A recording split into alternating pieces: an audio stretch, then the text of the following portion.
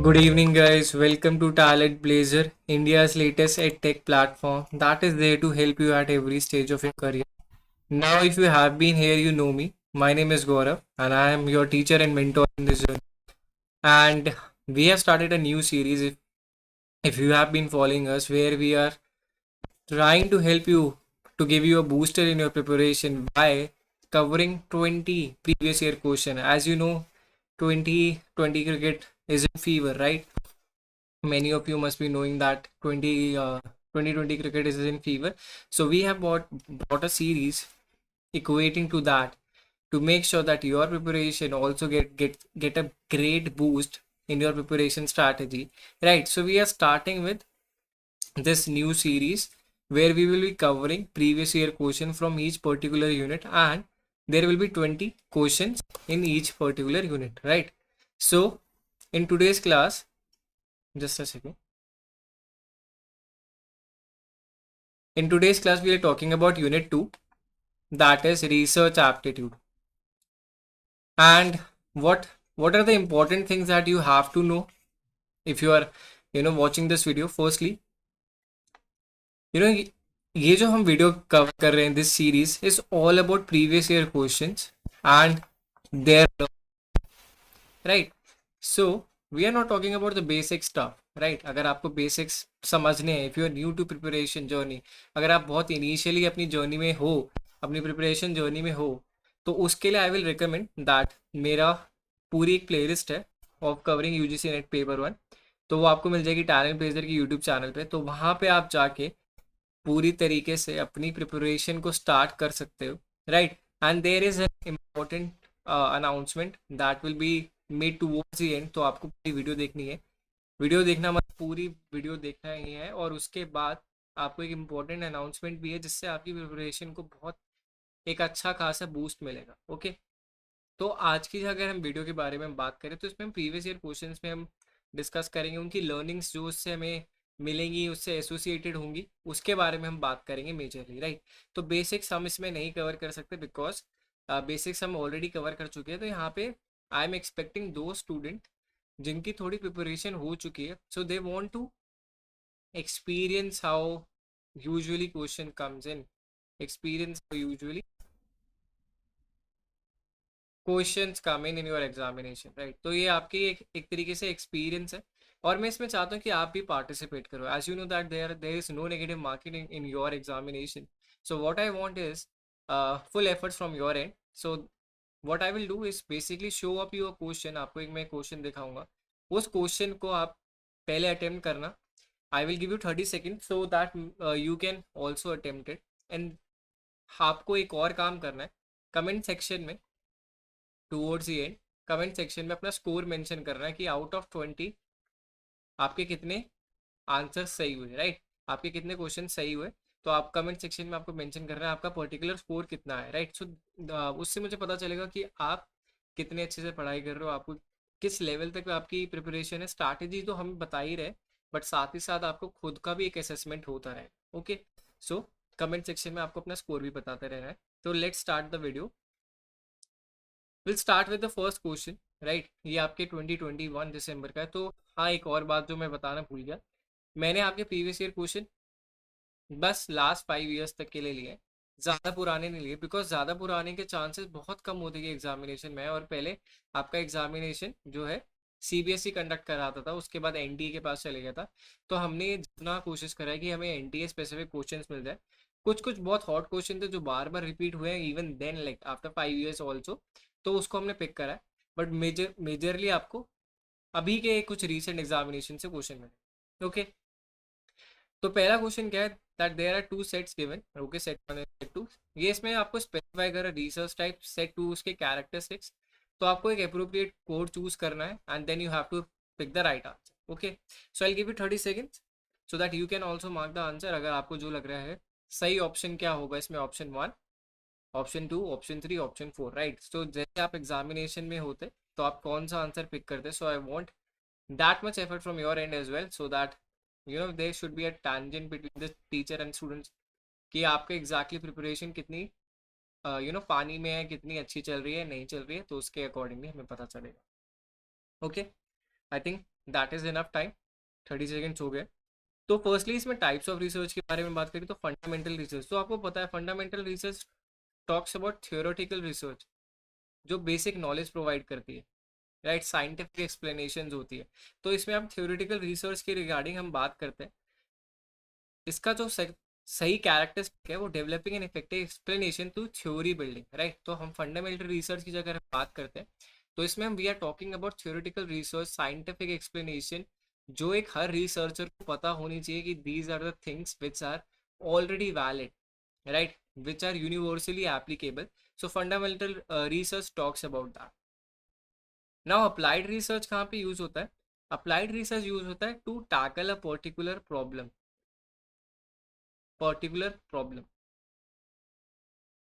जिसको हम यूज कर सकते हैं बार बार। तो इसका जो परफेक्ट आंसर बन रहा है, exploring possibility of theory for use in various situation. तो यहाँ पे हम बात करते हैं कि एक पर्टिकुलर प्रॉब्लम अराइज कर जाती है, राइट, एज इफ अगर आप रिसर्च में हो, अगर आप ये यूनिट पढ़ते हो प्रॉपरली, तो आपको पता चलेगा कि आप जब रिसर्चिंग में घुसते हो तो आप बहुत सारी प्रॉब्लम्स को टैकल करते ही हो, राइट। हर रिसर्चर वही पर्टिकुलर प्रॉब्लम से like 90% goes through the same issues and same problem. तो उसमें हम अप्लाइड रिसर्च का यूज कर सकते हैं because those problems has been solve as well. So वहाँ पे आप टेक्निकल या साइंटिफिक अप्रोच यूज कर सकते हैं। अप्लाइड रिसर्च को दो पार्ट में डिवाइड करा जाता है, टेक्निकल और साइंटिफिक अप्रोच में। तो यहाँ पे the best answer is exploring the possibility of theory for use in various situation. Now third one is action research. So action research की अगर हम बात करें, this is very fundamental to teaching, right. तो इसका मैं एक एग्जांपल के थ्रू आपको समझाता हूँ। नेक्स्ट क्वेश्चन में we will also discuss about action research. So action research की अगर हम बात करें तो होता क्या है, आप टीचर हो, इन फ्यूचर अगर आप टीचर बनते हो तो आप स्टूडेंट्स को पढ़ा रहे हो, right. So there are different techniques and methods involve while teaching. So let's say if I am teaching something to my students and I have adopted a new technique, right? So I want to know whether the students are able to comprehend what I am teaching or not, right? So what will I do is basically take a survey, take a test to identify whether what I am teaching with the new method that I have adopted is actually successful or not, right? So इसमें action लिया जाता है to actually know that whether what you are planning is actually getting that relevant importance or not. Improving an existing situation through use of intervention, that is the perfect option for action research. Now evaluative research, the name gives away, यहाँ पे evaluative research की अगर हम बात करते हैं तो हम evaluation कब करते हैं? After a while. Let's suppose अगर हम एक्शन रिसर्च को ही हम कंटिन्यू करें तो if I am implementing a new teaching method, I won't be evaluating the day after. I will give them some time. I will give students some time to ponder upon it, to think about it, right? तो उन method से उनकी कितनी development हो रही है। तो evaluative research की अगर हम बात करें तो यहाँ पे हम इवैल्यूएशन करते हैं आफ्टर अ वाइल, राइट, कि अगर मैंने कुछ इंप्लीमेंट करा तो उसका रिजल्ट कैसा है। Founding out the extent of received impact of intervention, right. तो ये हमारे टाइप्स ऑफ रिसर्च है। आई होप ये इनकी जो आपकी डेफिनेशन है वो भी आपको क्लियर हो गई हो, जो मैंने आपको theoretical research, tackle a particular problem, action research के बारे में बताया और इवैल्यूएटिव रिसर्च के बारे में बात करी। तो इसका जो सही आंसर बन रहा है that is option number 1। Okay, I hope everyone जिसने गलत भी मार्क करा है उसको भी समझ में आ गया होगी टाइप्स ऑफ रिसर्च में फंडामेंटल क्या है, अप्लाइड क्या है, एक्शन क्या है, और हमारा लास्ट क्या है, evaluative research. Okay, now moving to the next question, which of the set of activities best indicate the cyclic nature of action research strategy? तो अभी हमने action research के बारे में पढ़ा, right? So I want you guys to, you know, because we have just studied about this, to pick the right answer, right? तो मैं भी आपको 30 seconds देता हूँ so that you also try from your end to make an attempt, तब जाके बात बनेगी। और अपने स्कोर टैली करते रहना, और टूवर्ड्स ये एंड जब वीडियो एंड हो जाती तो कमेंट सेक्शन में अपना स्कोर ड्रॉप करना मत भूलना। Okay, which of the set of activities best indicate the cyclic nature of action research strategy? Okay, right, so that will B 30 seconds. अब तो टाइम हो गया है। अब एक्शन रिसर्च के बारे में जैसे मैंने आपको पहले ही बताया, अभी जस्ट एक एग्जांपल दिया, जैसे if I am a teacher and if I am implementing a new method, of teaching? Just a second.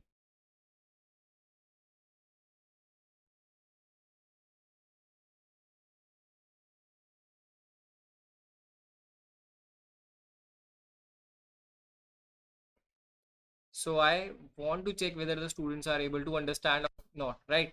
तो इसमें सबसे पहले ही अगर अगर आप इन ऑप्शंस को गो थ्रू करते तब भी आप ये करेक्ट आंसर बता पाते कि क्या करेक्ट आंसर होगा. तो firstly you have to plan about, right? अगर मुझे एक एक्शन लेना है, मुझे उसके बारे में प्लान जरूर करना पड़ेगा. प्लान के बाद मैं एक्ट करूंगा. जैसे मैंने बोला कि मेरे को पढ़ाना है, एक नया मेथड यूज करना है, तो मैं इसको एक्ट जरूर करूंगा. एक्ट के बाद ऑब्जर्व करूंगा. ऑब्जर्व मैं स्टूडेंट से पूछूंगा, उनसे एक सर्वे कंडक्ट करा सकता हूँ जिससे मुझे उनसे पता चले कि what they have been learning to, right? फिर उसके बाद रिफ्लेक्ट करूंगा. Let suppose the students accepted my way of teaching, then I'll continue with this. But let's suppose the student does not like my new method of teaching, then I have to change it, right? So मैं reflect करूंगा. तो ये हमारी cyclic nature होता है of action research strategy. I hope every one is clear with this. और ये एक पर्टिकुलर एग्जाम्पल है जिससे आप इसको याद कर सकते हो. बहुत सिंपल है, ज़्यादा डिफिकल्ट नहीं है ये method research strategy. Okay, I hope everyone now gets the right set of activities जिससे हमें साइक्लिक नेचर पता चले action research strategy. Now moving to the next question.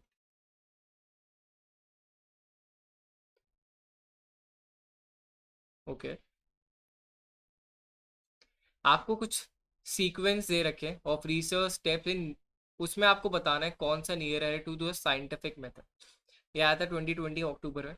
तो कुछ ऑप्शन दे रखे, मैं चाहता हूँ आपको 30 सेकेंड्स दूँ जिसमें आप सोचो कि क्या सीक्वेंस हो सकता है वो research step is near to scientific method. Scientific method के बारे में हम बात कर रहे हैं, तो क्या होगा? एक सीक्वेंस बताना है आपको, सीक्वेंस ड्रॉ करना है. बहुत सिंपल क्वेश्चन है. थोड़ा भी अगर आप आइडिया लगाओगे, थोड़ा भी आप ऑप्शन से गो थ्रू भी कर लोगे, then even then you can find the right answer. Okay, I think the times is up. तो आई होप अभी everyone has been gone through the question and identified what could be the right answer according to them. तो हम options के through go through करते हैं. Suggest solution of the problem. I don't think so. आपको पहले problem तो पता होनी चाहिए, आप पहले ही सोल्यूशन दे दोगे of a problem. So I don't think so this would be the first step in the sequence.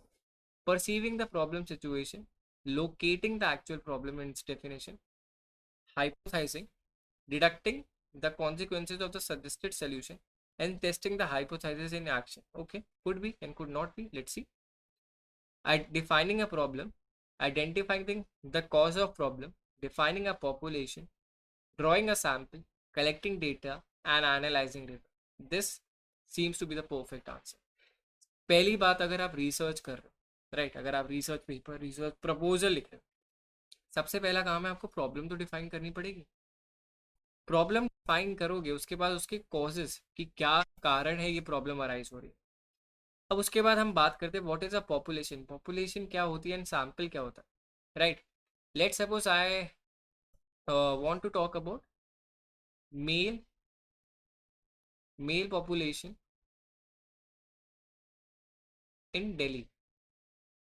तो मैंने ये एक पॉपुलेशन डिफाइन कर दी कि मैं talk if I am talking about a population, mail population in Delhi. ठीक है, तो मेरी एक पॉपुलेशन का क्राइटेरिया होगा कि ये मेरी मेल पॉपुलेशन है. ये एक पूरा एक साइज है जिसके अंदर मैं कैटेगराइज करूंगा.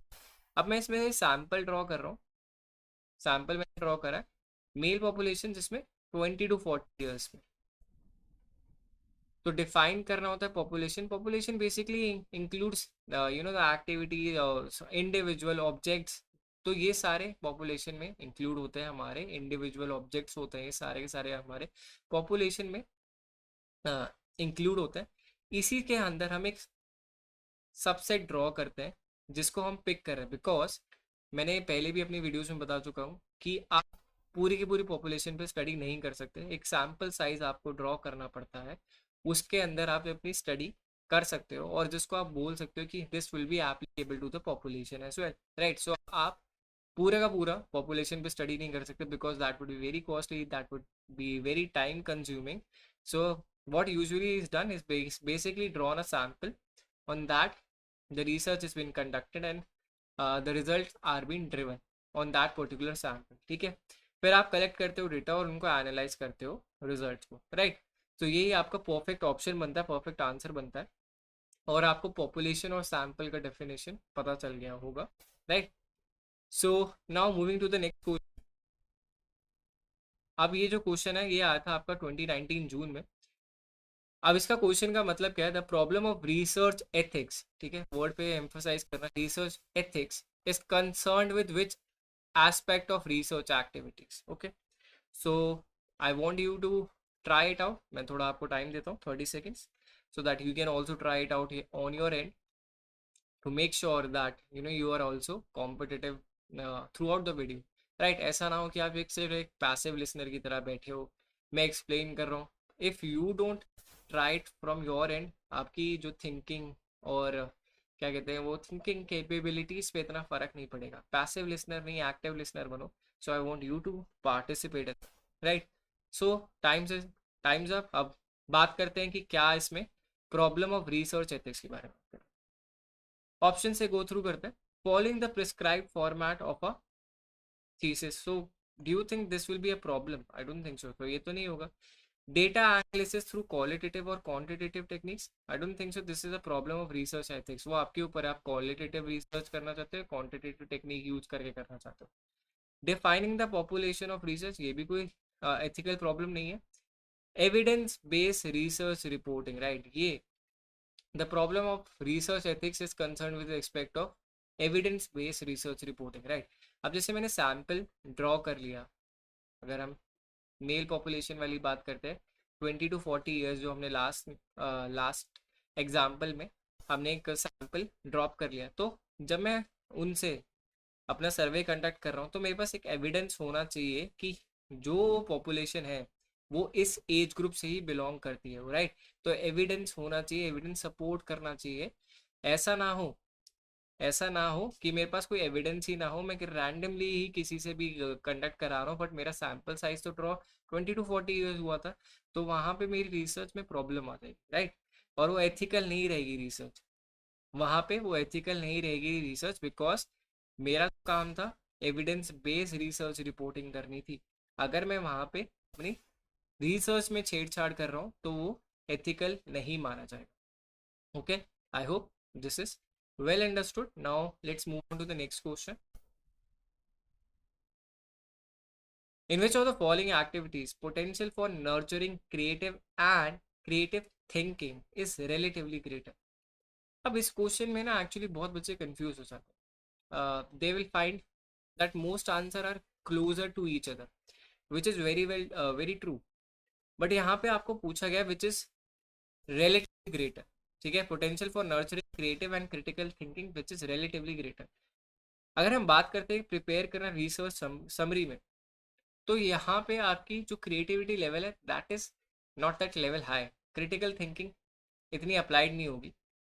Presenting a seminar paper, this is basically और प्रेजेंटिंग अ सेमिनार पेपर, आपने एक पेपर बनाया, रिसर्च करी और उसके बाद आपने प्रेजेंट कर दिया। आपकी लर्निंग, आपने जितना पढ़ा वो आपकी लर्निंग है। But thing is while you're presenting a seminar paper there, आपके जो क्रॉस बैक क्वेश्चनिंग, जो आपकी एडवाइसेस, वो सब आपकी मिस आउट हो जाती है, क्योंकि आप यहाँ पे सिर्फ हम बात कर रहे हैं सिर्फ प्रेजेंटेशन, ठीक है। Participation in research conference, if you are participating in research conference, your creative side may or may not be developed, right। Critical thinking is there, but your creative side may or may not be developed. Now if we talk about the participation in a workshop, workshop में क्या होता है, इन usually अ workshop, बहुत सारे researchers they come under a roof, ठीक है, they come under a single roof, यहाँ पे एक साथ आते हैं and they talk about a topic. वो एक ही फील्ड से होते हैं बेसिकली। जब हम पार्टिसिपेशन इन वर्कशॉप के बारे में हम बात करते हैं, तो जो लोग वहाँ पे होते हैं, उस जो वर्कशॉप में पार्टिसिपेट कर रहे होते हैं, वो नियर बाय सिमिलर फील्ड से होते हैं, नियर बाय फील्ड से ही एसोसिएटेड होता है। So now what usually happen in a workshop, so आप प्रेजेंट करते हो अपना काम, तो people basically can help you out with what changes that you should basically make there, and because they are from your nearby fields, they are usually expert, so they can help you grow, right? तो यहाँ पे आपकी creativeness बढ़ती है और critical thinking पे भी analyse होता है, because you are getting a feedback. If you are getting a feedback from some of the experts of that particular field, your critical thinking, your analysis will definitely, you know, get a boost up. Okay, now let's move on to the next question. Which of the following are example of violation of research ethics? तो research ethics थोड़ा एक important topic बनता है, because अभी हमने एक और question देखा, अभी एक और आपको एक एग्जाम्पल में बात करी जा रही है. Following are the example of violation of research ethics. Violating participation confidentiality, right. So ये एक सही है. आप किसी पार्टिसिपेंट की कॉन्फिडेंशियलिटी नहीं आउट कर सकते, that is wrong. Making recommendation beyond the scope of data collected, ये भी वॉलेशन ही है. अगर मेरा जो स्कोप ऑफ डेटा है वो बात कर रहा है about the male population of Delhi, तो मैं रिकमेंडेशन नहीं कर सकता for the male population of Beijing. वो बहुत डिफरेंट चीज़ हो जाएगी, राइट. मैंने जो डेटा कलेक्ट करा फॉर 20 to 40 ईयर्स के लिए कलेक्ट करा है ना, और वो भी that to strictly to Delhi, not for China, right, not for Beijing. तो वहाँ पे प्रॉब्लम क्रिएट हो जाती है, तो उसमें I can't use that. Using an inappropriate research design, this is not a violation of research ethic, ये टेक्निकल फॉल्ट है आपका, ठीक है. Changing data to meet a desired outcome, yes, ये भी आपको एक वॉलेशन ऑफ रिसर्च एथिक्स है. अगर आप डेटा को ही बदल देते हो, आपको एक डिजायर्ड आउटकम पे पहुंचना, आपको नल हाइपोथेसिस को प्रूफ नहीं करना, आपको उसको रिजेक्ट करना है, तो उसमें आप डेटा चेंज कर रहे हो, तो वो भी एक वॉलेशन ऑफ रिसर्च एथिक है. Using a quantitative method in place of a qualitative method, नहीं, this talks about the technique. तो टेक्निक में अगर आपने चेंज कर दिया, तो दैट डजंट मीन कि आप रिसर्च एथिक्स से खेल खेल रहे हो. तो हमारे 3 ऑप्शन सही है, A B and D only. Okay, I hope ये सबको क्लियर हो गया हो. Now the next question.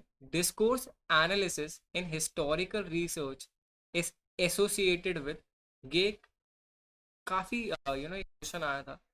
I guess बहुत कम लोगों ने ये सही कर पाए होंगे, discourse analysis in historical research, because हर किसी को ये नहीं पता है इसको किस वे में इसको एसोसिएट करना है. तो इसका राइट आंसर क्या है? Foucault, right. So he talked about historical research in discourse analysis. तो डिस्कोर्स एनालिसिस में बेसिकली होता क्या है, what we talk about is हमारी लैंग्वेज और स्पोकन और रिटन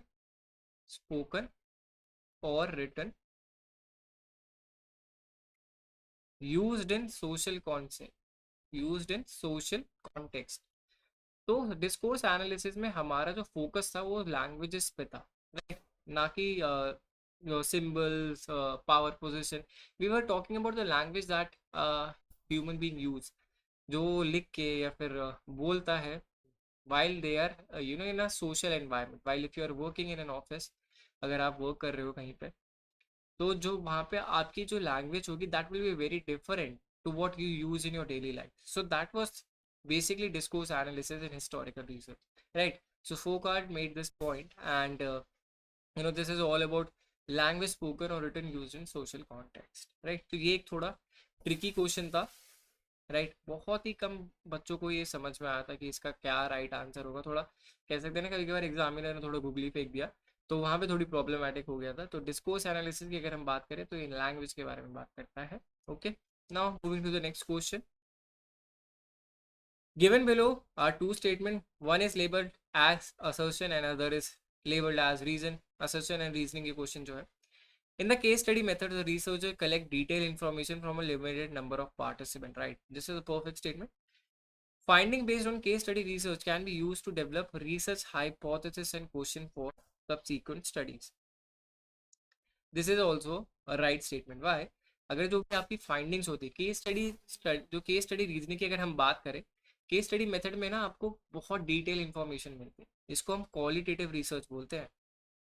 अगर हम इसको डिस्क्राइब करें, तो उसे हम क्वालिटेटिव रिसर्च बोलते हैं. केस स्टडी मेथड को काफ़ी कम बच्चों को पता है. अब इसमें क्या है, जो फाइंडिंग जो होती है वो बहुत क्वालिटी की होती है. जैसे इसको हमने बोला कि क्वालिटेटिव रिसर्च है, तो इससे हम हाइपोथेसिस जनरेट कर सकते हैं, क्वेश्चन बना सकते हैं फॉर सबसीक्वेंट स्टडी। तो ये दोनों ऑप्शंस बिल्कुल सही हैं। अब इसमें क्या है, दोनों ऑप्शन सही हैं बट ये दोनों मैच नहीं कर रहे। वो तो option A and R true but R is not the correct explanation of A, right. इसमें अगर हम बात करें, this is talking about a different thing, कि अगर हम एक फाइंडिंग जो केस स्टडी से मिलती है उसको हम रिसर्च में आगे यूज कर सकते हैं। ये जो है case study method, the research collect detail information from a limited number of participant, right. तो अगर इसमें हम रीजन यहाँ पे अगर ऐसा कुछ दे देते ना कि this is R qualitative research, right, so where where the research is specific about a particular information, तो वहां पे हम कह सकते थे कि हाँ ये इसका रीजन है और ये असर्शन दोनों सेम मैच कर रहे हैं। बट ये यहाँ पे अगर हम बात करें तो ये दोनों के दोनों ट्रू स्टेटमेंट्स है बट उसकी करेक्ट एक्सप्लेनेशन नहीं बनाते, राइट। तो इसमें अगर यहाँ पे अगर आपकी लर्निंग जो है वो आपको ये रखना है कि केस स्टडी मेथड हमारा एक क्वालिटेटिव रिसर्च है, इसमें हमें लिमिटेड नंबर ऑफ पार्टिसिपेंट से बहुत डिटेल इन्फॉर्मेशन मिलती है। आगे अगर आगे हमें केस स्टडी अप्रोच के रिलेटेड कुछ क्वेश्चन आएगा तो फिर आपको याद रहना चाहिए। Finding based on case study एक यूज करा जा सकता है to develop hypothesis and question for subsequent studies. Hypothesis के बारे में भी हम आगे पढ़ेंगे। Okay, again a question on association and reasoning. Okay, तो ये थोड़ा आसान लग रहा है। असोसिएशन की अगर हम बात करें, research in the field of science require more fund then in the field of social science and humanities. This is basic simple knowledge, अगर आपने पढ़ा भी नहीं research chapter, even then you can figure it out. Reason, only in economic rich country research in science of high quality is possible. Okay, अभी मैं आपको थोड़ा time देता हूँ, 30 second, so that you can also try to attempt the right answer इसका। अगर क्योंकि इसका जो आंसर है वो थोड़ा ट्रिकी है, राइट। तो मैं इसके आंसर के बारे में बात करता हूँ। Firstly I want you guys to participate on this. Give you 30 second, your time started, right. तो मैं आप चाहता हूँ आप ये स्टेटमेंट पढ़ो, दोनों की दोनों, एसोसिएशन रीजनिंग क्या वो इसका रीजन बनाता है कि नहीं, उस पर आपको बताना है।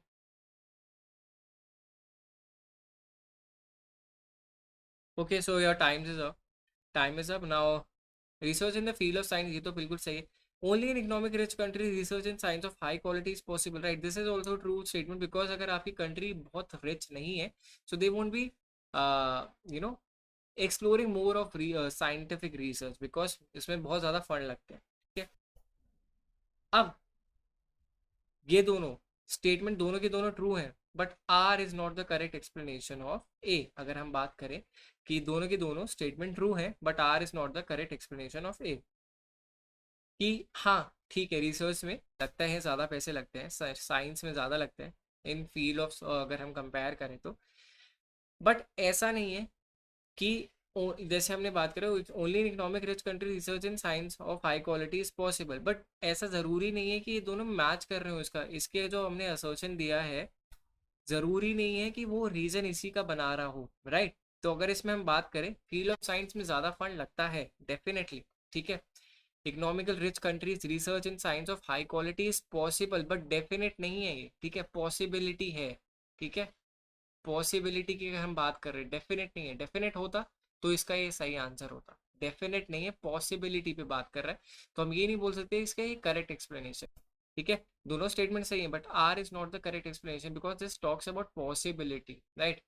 पॉसिबिलिटी के बारे में बात करते हैं हम, डेफिनेट नहीं है इस चीज में। Okay, now moving on to the next question, the probability of not accepting the null hypothesis when the alternative hypothesis is acceptable is called। ये अभी लास्ट ईयर आता है question, so you know generally ऐसे question नहीं पूछे जाते, तो पहले इस क्वेश्चन को मैं आपको अच्छे से एक्सप्लेन कर देता हूँ। हाइपोथेसिस के बारे में अगर आपने पढ़ा होगा तो आपको पता ही होगा what is hypothesis. Firstly, to test a claim. Hypothesis की अगर मैं डेफिनेशन बात करूं, hypothesis is basically to test a claim. Now what is null hypothesis? Null hypothesis is what generally being accepted. अगर आप रिसर्च करने जाते हो तो अगर हम किसी चीज़ के बारे में रिसर्च करें तो ऐसा कुछ होता है कि जो already being accepted by the society, जिसको हम ऑलरेडी एक्सेप्ट करते हैं। नल हाइपोथेसिस को H नॉट से डोनेट करा जाता है, ठीक है, तो इसको हम एच नॉट से डोनेट करते हैं नल हाइपोथेसिस को। ऑल्टरनेटिव हाइपोथेसिस क्या होता है?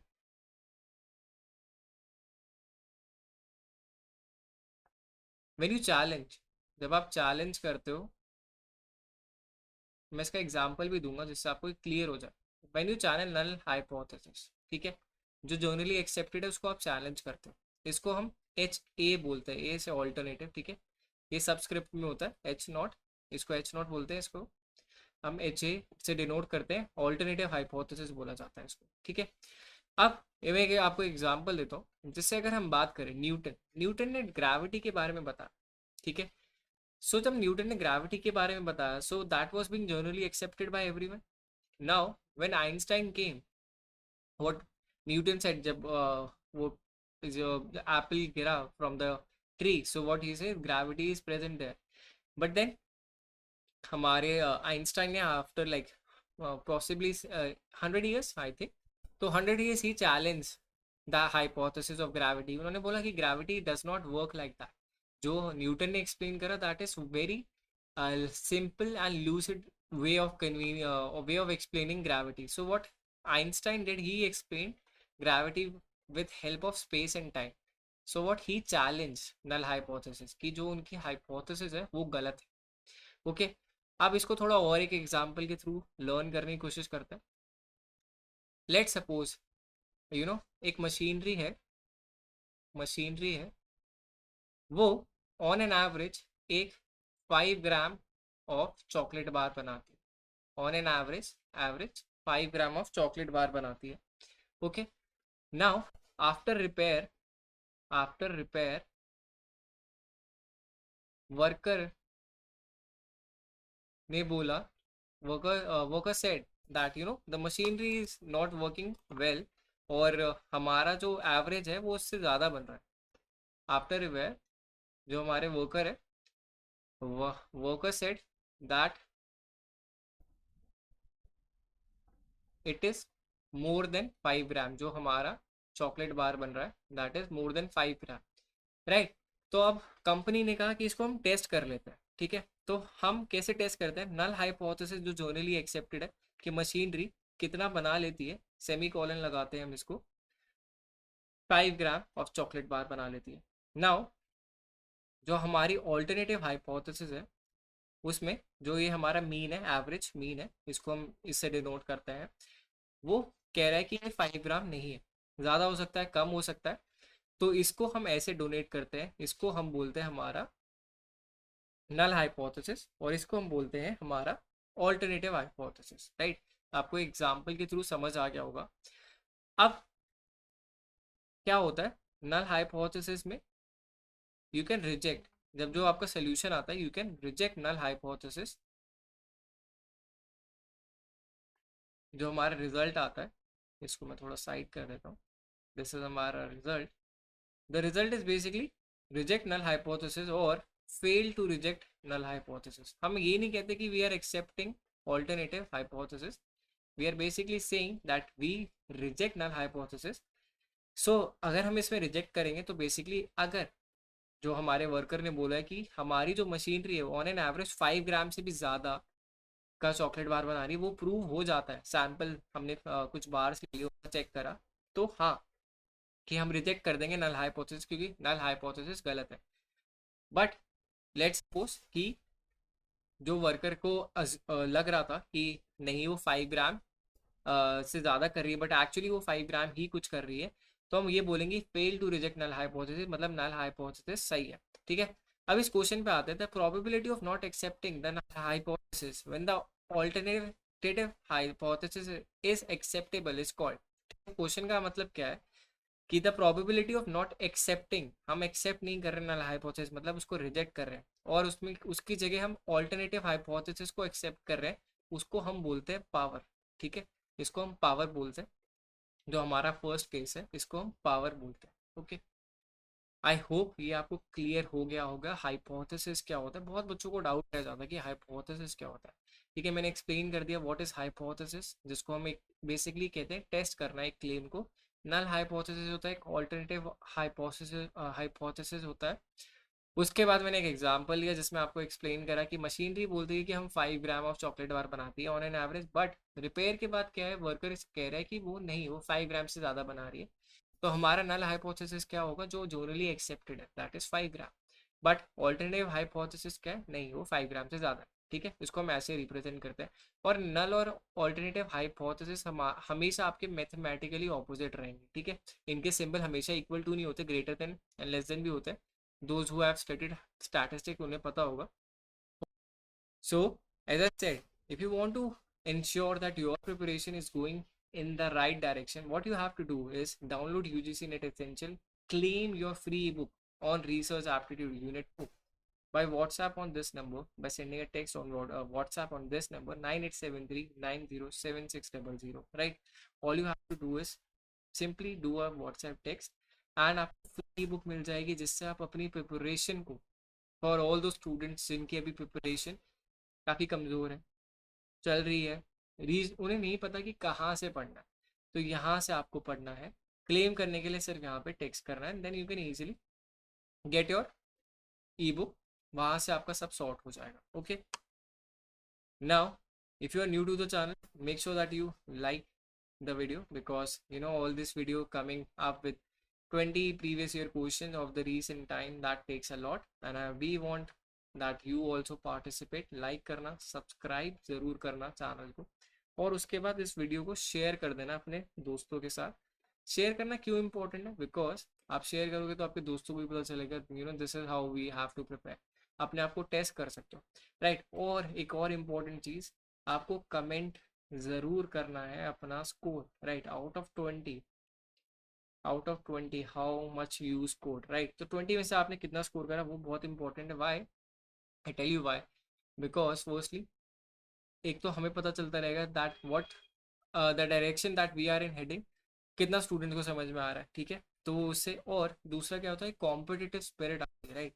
एक कॉम्पिटिटिव स्पिरिट आती है कि you know the other, let suppose other commenter, other watcher has been doing well, so why not I, like I even I have to make sure that मेरे next time, next video में full से full marks आए। Okay, और let suppose if you are scoring 17 और 16 late से, तो आपकी preparation right direction में जा रही है, तो एक आपको एक बूस्ट मिलता है। ठीक है, हम अभी लेट सपोज 16 या 17 स्कोर कर रहे हैं, हमारे वीक एरियाज क्या है, कौन से क्वेश्चन में प्रॉब्लम आ रही है, असर्शन रीजनिंग में प्रॉब्लम आ रही है, जो आपका वीक एरिया उसको आप टारगेट करो, उसके अकॉर्डिंगली ही आप अपनी स्ट्रैटेजी को यू नो एक सही दिशा दो। Okay, now just give me a second, let me rewrite subscribe so that you can subscribe.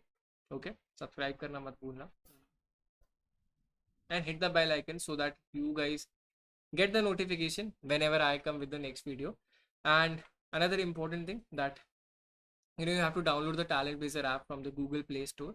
The link for the same will be mentioned in the description below. आपको link मिल जाएगी description में, वहाँ से आप download कर सकते हो talent badger की ऐप। टैलेंट बेजर की ऐप से आपको क्या मिलेगा, you can get previous year questions आपको अटेम्प्ट करने के मिलेंगे, और आपको सोल्यूशन भी प्रोवाइड करे जाएंगे, जिससे आपकी प्रिपरे, ऐसा नहीं है कि सिर्फ क्वेश्चंस में आपने सोल्यूशन अटेम्प्ट करे, राइट या रॉन्ग बता दिया, आपको एक लूसिड मैनर में, एक बहुत सिंप्लीफाइड वे में आपको बताया जाएगा कि आप कहाँ गलती कर रहे हो, इसका राइट ऑप्शन क्या होगा। तो that is there on the app, so what you have to is to download the talent badger app from the play store. बहुत सिंपल तरीका है, लिंक मिला होगा डिस्क्रिप्शन में, कुछ डिफिकल्टी वाला काम नहीं है, राइट। तो अपना कमेंट करना, स्कोर मत भूलना, लाइक करना वीडियो को, सब्सक्राइब शेयर करना। So thank you all for joining, I hope you like the session. Like करोगे तो एक मोटिवेशन मिलती है that you know what I am doing, the effort that I am putting, it's going in the right direction, right?